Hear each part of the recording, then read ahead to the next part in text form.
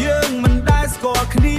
តែឥឡូវយើងនៅក្បែរកាន់ដៃអូនឲ្យជាប់កុំខ្វល់ពីរឿងមើលមិញលើកដៃឡើងលើមេឃរាំតាមចង្វាក់នេះរាំទៅ